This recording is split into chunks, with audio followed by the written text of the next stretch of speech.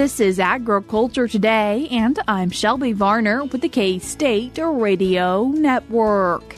Starting today's show is Kansas Farm Service Agency Agricultural Program Specialist Emily Evans as she explains details of the Emergency Commodity Assistance Program. We are also joined by K-State Weed Specialist Sarah Lancaster as she discusses corn Gromwell. Luke Berning, Kansas Forest Service Fuel Specialist, continues the show by reminding people about burn plan factors when it comes to prescribed fire. The Beef Cattle Institute's Brad White, Bob Larson, and Brian Lubbers wrap today's show as they converse about breeding options for integrating registered cattle into a commercial herd. That and more is coming up ahead.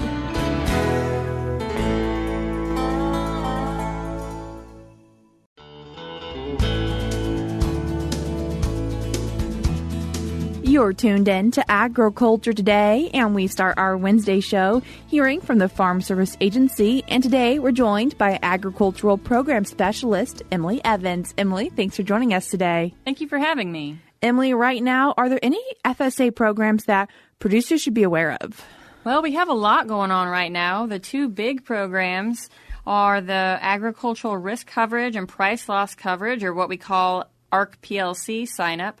We've got that underway. That started January 21st of this year, and so our deadline for that's going to be April 15th. And then we also have ECAP, which is a new program. It's the Emergency Commodity Assistance Program, but we call it ECAP. So that deadline is actually going to be August 15th. And when we're thinking about ARC and PLC, an encouragement for producers maybe to go ahead and get into the office and figure out their paperwork if they haven't already? Yes. We definitely encourage getting in as soon as you can. And I know that there's a lot of people out there where they're not quite sure what election they want, if they want ARC County, ARC Individual Coverage, or PLC. But you can always come in, sign up with whatever you want, and then if you change your mind prior to April 15th, just come on back in and sign up with the new elections. And as we're talking about now, the Emergency Commodity Assistance Program, or as you commented, commonly referred to as ECAP, what is that providing assistance for? Well, so ECAP is providing emergency aid to producers of eligible commodities when the expected revenue in crop year 2024, so last year, when that revenue was below the projected per acre cost of production. So the main commodities for that program that we have here in Kansas, it covers barley, corn, cotton, oats, sorghum or milo, soybeans, and wheat. At least that's what we primarily see here in our state. Are there payment limits when it comes to ECAP? There are. So the baseline is $125,000. That's the payment limitation, but it can be increased to $250,000 if producers file a form. It's called a CCC 943, and what that's going to do is certify that 75% or more of that producer's average gross income is from farming, ranching, or forestry. And that form is only used for ECAP, so it's a brand new form, needs certification from an attorney or CPA.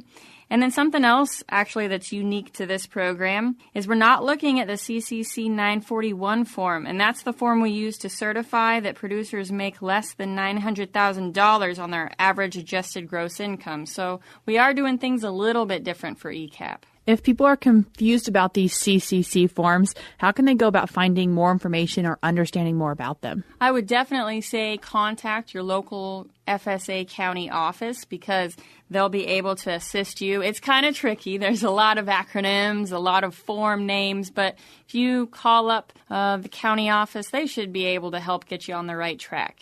And you mentioned some crops earlier, and are those all the crops that are eligible, and are there any limits to them? If you planted any of those crops, your corn, oats, milo, beans, wheat, etc., the initial planted crops are eligible. So if you planted that crop and you reported that on the acreage report to FSA last year and you successfully planted that and you didn't have any other crops, that initial crop is definitely going to be eligible. If you attempted to plant it, but it was prevented from being planted, so we call that prevent plant, if that's what's showing on your acreage report, then you'll be eligible for 50% of that reported acreage. If you're in an approved double cropping county for certain practices, like soybeans following wheat, that sort of thing, then you might be eligible for both crops, your initial and your double cropped acreage. There's also multiple use wheat certified as graze or grain, and that can be kind of unique, but if you did certify that way, that's going to be eligible as well. Short rated wheat, so if you have a crop insurance policy for short rate, and generally we see it on wheat, that can also be eligible. And it's not just acreage that was harvested for grain. It can also include crops with an intended use of grazing, haying, and silage. So it encompasses quite a bit. How do people go about applying for ECAP? Everyone who had covered commodities reported to FSA last year for 2024 is going to have an application pre-filled and mailed to them, but it is taking a little while to get out. So folks can also just come on into their local office and have that office staff print and run that application for them. You can also go online to fsa.usda.gov or Farmers.gov. And if you go online, it also provides some additional information. You can apply online and you can see the calculator, which can help you estimate what your payment's going to be. And another thing to point out would be there's one application that's going to cover all the producer's entire operation nationwide. So if you're a producer that has acreage in multiple counties or even multiple states, it's just going to be one application to cover it all. If people get that application and something looks not quite right, what can they do? I would definitely say take that into your local county office and then have them pull your 2024 acreage report just to kind of go through, see how it's calculating, visit with them. Don't cross off the acres and write different ones on your application, and definitely don't sign it unless you've talked to an FSA person and you're comfortable with what you're seeing on the application. So if producers get that application in the mail, don't just sign it and make sure they actually look it over before doing that? I would recommend taking a look at it pretty thoroughly and making sure that everything looks good before signing. Can you remind us, what is that deadline for ECAP, and what does someone maybe do if they accidentally miss it even though it's a few months away? Well, the deadline is that August 15th, and right now it is a hard deadline, so we don't have a late file period or anything like that. So I definitely encourage getting into the office, getting signed up for it as soon as possible. And Emily, as always, if people want to find out more information about these programs or other programs with the Farm Service Agency, how can they do that? Well, you can always contact your local USDA Service Center, or you can go to Farmers.gov, which can provide a lot of assistance. It's got a lot of great information, and it can tell you where your closest local USDA Service Center is. Emily, I appreciate you taking the time to join us today. Thanks so much for having me. That was Agricultural Program Specialist with the Kansas Farm Service Agency, Emily Evans. Before we cut to a break, we're now going to be joined by K-State Weed Specialist Sarah Lancaster as she discusses corn Gromwell. Sarah, why might growers not want to see corn Gromwell in their fields? So corn Gromwell is a winter annual weed that I got a call about it a couple of years ago.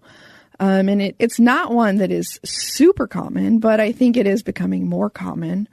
Corn Gromwell, winter annual weed, really not a lot of other weed species in the state of Kansas that are super similar to corn Gromwell.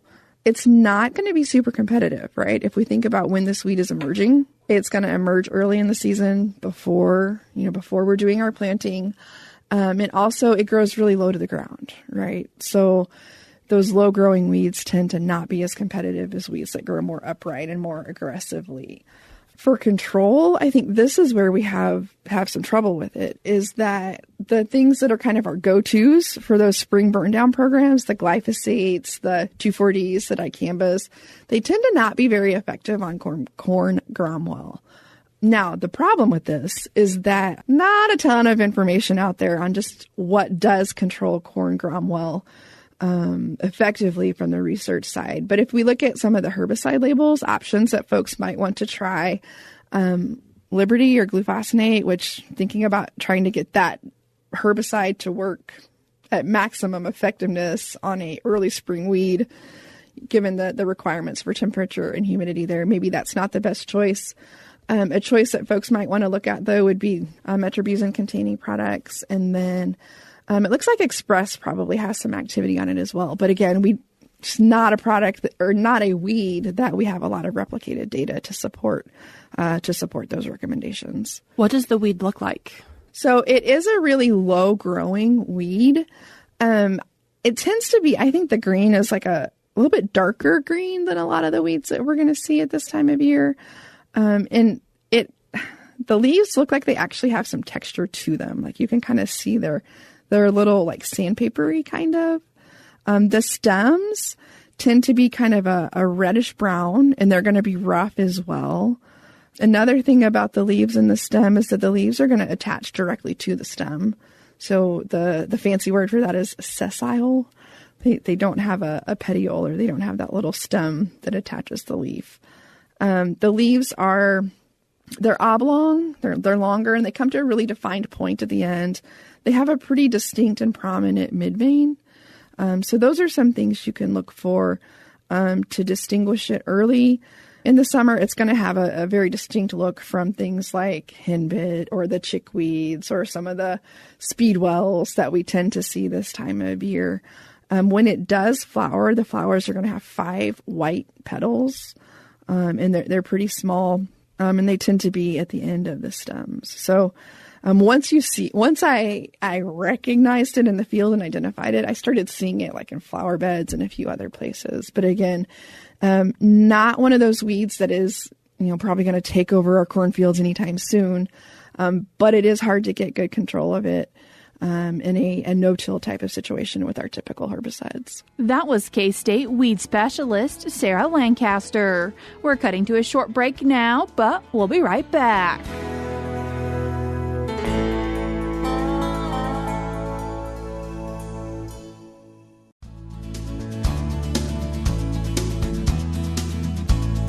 You're tuned in to Agriculture Today, and we continue our show talking about prescribed fire and a burn plan with Kansas Forest Service fuels specialist Luke Berning. Luke, thanks for joining us today. Absolutely. Happy to be here. Luke, why do people need a burn plan? Burn plans are important for a few reasons. One, when you sit down to write a burn plan, it makes you think through what you're doing. Many of our listeners are probably already burning and probably have been burning for decades and are good at it. But conditions might have changed in the last few decades. Maybe the makeup of your pasture, the vegetative community, has started to shift into maybe some components you don't want to see out there. Maybe there's been a bunch of houses that have gone up in the area, and you need to kind of take a real good look at what you're doing and making sure it's still the most viable way to get fire on the landscape for your property. And so as we're thinking through some few key points of that burn plan, why is knowing what you have out there really important? If we don't know the plant species that are on the landscape that we are burning, we don't know what their response is going to be to prescribed fire. And so it's really critical when you're looking at a piece of ground to know exactly what's out there. If you have warm season grasses that are native or cool season grasses, if you've got wildflowers out there, if you've got invasive weeds like Sericea lespedeza, certainly Sericea is a great example where if we burn at the wrong time, we're actually promoting Sericea and we're making the problem worse. And so a great tool to help you figure out if you aren't sure what plant species are out on your property is the Kansas Wildflowers and Grasses book. And then they have an app that I'm a really big fan. It's not one of those where you take a picture of it and AI tells you what it is and it's probably something from Asia or something just off the chain. It walks you just through a simple workflow of like what's the color, how many petals does it have, what do the leaves look like, and you can look at the plant and it just takes you through a flow chart and it gives you, in my opinion, a very accurate idea of what that plant probably is. So Kansas Wildflowers and Grasses, they've got a great book and a great app for figuring out what you have. And something else that people need to figure out before they start burning, what the weather's going to be and what are a few key components there. Yeah, this is a really important part of the burn plan. When we think about weather, important things with prescribed fire and weather, of course, we've got our humidity. Generally, we're going to recommend 30% humidity and above, up to about 70%. Higher than 70, you're going to have a hard time getting it to carry, and you're not going to get good consumption. But below 30%, just statistically, the probability of spot fires, of fire crossing your fuel break outside of your unit goes way up. Winds, we want to look to have 5 to 15 mile per hour winds. We need some wind. Wind is the driver for our fire in Kansas. It determines what direction it's going to go and at what speed. And so we need some wind so that we can predict where it's going to go. But then, capping it at about 15 miles per hour. You can push that a little bit if you've got experience, but once we get too high of winds, fire behavior can pick up pretty dramatically. Cloud cover is another important one. We want to see between 0 and 70% cloud cover for a good burn day. And actually, research is showing that if we have between 30 and 50% cloud cover, our fires produce less ozone. And so we can actually reduce the amount of pollution in our smoke. And lastly, we want to think about mixing height. KDHE recommends that we have a minimum of an 1,800-foot mixing height, which the mixing height is simply the maximum height in the atmosphere that our smoke can travel to. Eventually, it'll hit kind of a cap in the atmosphere, and it'll start to spread out. We want that smoke to punch up in a column and get up and out of our local area, way up in the atmosphere to be dispersed and to minimize the impact. So lastly, with weather, is just that 1,800-foot mixing height is important for our smoke management. And another thing to do before lighting anything on fire, notifying the people around that area. We want to start with our neighbors. Number one, we don't want them calling the fire department on the day of our burn. And often with our neighbors, what we find out is if you want to burn, it's highly likely that one of your neighbors wants to burn as well. And so when you go to do that notification, if you can talk to them a couple months beforehand, you may find out that your neighbor wants to burn as well. And instead of having to put in an interior line and have to go in and mow and protect that, maybe working with your neighbor, you can just burn road to road and make things a lot simpler and safer for everyone. So we need to notify our neighbors well ahead of time, and then the day of the burn. If we're going to be putting any smoke across roadways, we absolutely need to notify the county sheriff. And then we need to take action to mitigate that. It is inevitable. Sometimes we are going to put smoke across roadways in such a way that it causes a traffic hazard, but it's our responsibility to mitigate that hazard. So, notifying the sheriff and then maybe posting up some people on either side of the roadway to slow folks down, to warn them, to mitigate that hazard so people aren't just driving straight into the smoke. A great tool that we can use when we're thinking about notification is a tool called Simple Smoke. You plug in where your burn's at, how many acres, the fuel type, and it gives you a radius of where your smoke is going to have an impact, and it kind of lays out for you the extent, how far out from the burn you need to be notifying people. So notifications are a really important part of prepping for our burn. Do people also need to prep some equipment? Absolutely. So, the equipment that you need on a prescribed fire just totally varies by the complexity of the burn. If we're just burning a few acres, I can get by with a lot less than what I would need on 1,000 acres in western Kansas. And so the important thing with equipment is make sure that you have more than enough. We don't want to skate by with the minimum. If something goes down and we are at the minimum, now we are in trouble. Whereas if we have, an extra UTV, an extra backpack blower, that way if something breaks, we're able to step in and continue safely burning without putting ourselves or our people in jeopardy.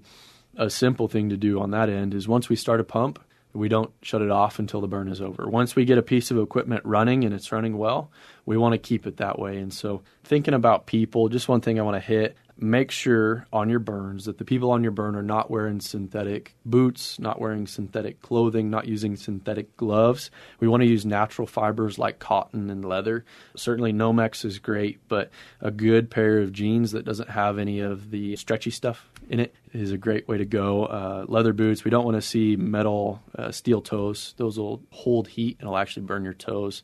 But we don't want synthetics because if those burn, they'll actually melt into your skin, and then we have to carve that piece of plastic out of your skin. And so we definitely want the natural fibers that just burn away. Luke, can you remind us of what that firing sequence is when it comes to starting a burn? Yeah, there's a few different techniques that we can use, but far and away, the most commonly used, the most versatile method that we have is the ring fire, where we start on the downwind side and we light a backfire. The fire is backing away from us into the unit. It's backing into the wind. It's very low intensity. And so we want to see that backfire get generally 100 feet away from the line, from our fuel break. And what we're doing there is we're creating a wider fuel break. We're widening out what we had maybe mowed or tilled. And then once we have the width that we're going for on that backfire, then we go down the two flanks of the unit. And so same thing as the backfire, we drag it down those flanks, and we're looking to build the black, extend our fuel break as those flanks pull into the unit. Once we have a good amount of black, then we're going to come down to the upwind side, and we're going to rip a head fire across the unit, wrap it up, and that head fire is going to carry through the unit, and it'll be stopped by the backfire and flank fire. And after a hopefully successful and safe burn, important to mop up afterwards? Man, mop up is crucial. Many of the problems that we have with prescribed fire in Kansas come from a poor job on mop up. We do a pretty darn good job the day of keeping that thing in check, but we see issues arise the day after from that smoking cow patty, from that smoking branch that's near the line that we didn't take care of. A few days later, the winds pick up, humidities drop, and it kicks out an ember, and then we're in trouble.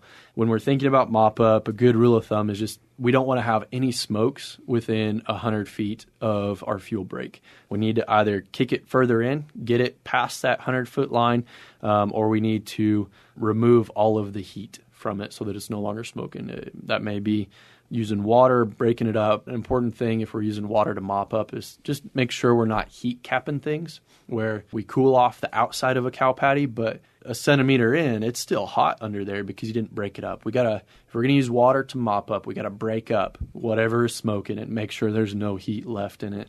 And lastly, on mop up, we need to check our burns the days following. And we don't want to check them at 7 a.m. when you're headed to work. We need to check them when conditions are most likely to result in a slop over. And so that's going to be around 2 to 4 o'clock in the afternoon. That's when our humidities are the lowest and our winds are typically the highest. If we did a more thorough job of mop up with our prescribed fire in Kansas, many of our issues with wildfires would decrease. And as we're talking about fire and burning, important that it is completely okay to call 911. Yes, absolutely. There are times when we do need to call for the fire department on prescribed fires. Spot fires, escapes, they do happen. The important thing is to call early. And so certainly know your trigger points, know to call 911 early if you do have an escape. Certainly try and contain it yourself, but don't let things get way out of hand before calling 911. That was Kansas Forest Service fuel specialist Luke Berning. I will link the resources that he mentioned in today's show notes on agtoday.net.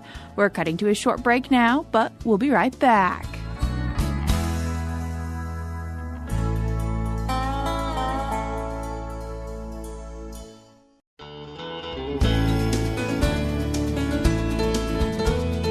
You're tuned in to Agriculture Today, and we end our show with the Beef Cattle Institute's Brad White, Bob Larson, and Brian Lubbers as they answer a listener question. I'm running a commercial herd. How does it compare if I start my registered herd using AI or ET? Well, there's a couple of parts about this question. One is they currently have a commercial herd. And so to get registered calves, I'd either need to bring in some registered cows, or I could purchase embryos that would basically provide a registered calf. And that's basically his question. So the way I'm going to answer it is buying a few registered cows and then starting on an artificial insemination AI program is probably the least expensive way to really get some quality genetics into your herd over the next few years. But it's a little bit slower than bringing in embryo transfer. Now, there's two reasons why the embryo transfer is a little bit more expensive. One is, well, the embryos are going to be more expensive than just semen, and our success. the mating success is not as high. With artificial insemination, basically we get as good of breeding success as we do with natural service. So we really see no drop-off in the percentage of cows I would expect to conceive to artificial insemination compared to bull breeding. With embryo transfer, we don't have as high a breed-up success. Therefore, either I'll have more open cows or they'll get bred later, either natural service or I follow it with AI or whatever. And so I'm going to say a faster way to develop a purebred registered herd is embryo transfer, but that's more expensive. A slower way is to buy some genetics, some purebred genetics, and then build your herd over time with artificial insemination. So it's really, you're trading cost and speed. So I'm going to argue with Bob a little bit because he said AI was the cheaper method. And to buy semen is cheaper than to buy embryos. But if you said you're going to buy purebred cows and you're figuring the cost of the cows into that, AI is actually up front is going to be the more expensive method. And especially if he's already got commercial herd and he's willing to use those cows as recips. Now, what you're giving up is the cost of those calves. If you're going to keep those calves, you're giving up the cost of selling those calves. So I guess in my mind, without actually running the numbers, it's going to be probably pretty close. If you could do it where it's probably pretty upfront costs are going to be pretty close if you factor the purchase of purebred cows versus giving up the sale of commercial calves. I think it's going to be close. Now, as Bob mentioned, there's going to be some pregnancy success rate differences between the two methods. So you probably need to figure in loss as a cost. So my question is, what is the motivation for moving to becoming a purebred producer? Are you going to move completely away from the commercial cows and do this solely? Is this going to be part of the business? Like, I think asking those questions and how many resources are you going to devote to either or both types of operations would be a good kind of starting place to do the math. You bring up some background questions that I probably should have addressed first and to talk to this producer about is, why do you want to move into a purebred operation? Are you trying to develop your own bulls for your commercial herd, or are you transitioning so that now you're going to be a purebred herd? And that's pretty different than a commercial herd. Commercial herd, we make our income by selling pounds, and we're really interested in the cost to create those pounds. With a purebred herd, we're selling genetics. We're selling the potential for our clients, our customers, to have superior genetics. And that's a different mindset and a different business plan. So exactly why do you want to do this? Now, I'm going to throw out one other option. I mean, with some of the technologies we have today with in vitro fertilization, with some testing of those embryos before I could use sex-sorted semen and embryo transfer, or sex-sorted semen and in vitro fertilization, and get just females and do all those types of things which add to the cost and also decrease my fertility, my breed-up success. But I can target it pretty well. So again, basically going faster costs more money. And so one of your questions was, well, the time value of money and how quickly, what is the value of spending more to get there faster? And that's a really good question that you need a sharp pencil to really look at. So you could go all out with some of the technology and get to a pretty well-defined, high-quality herd pretty fast, but it's going to be a lot of resources to get there. That's all we have for you today on Agriculture Today, but we'll be back with more for you tomorrow.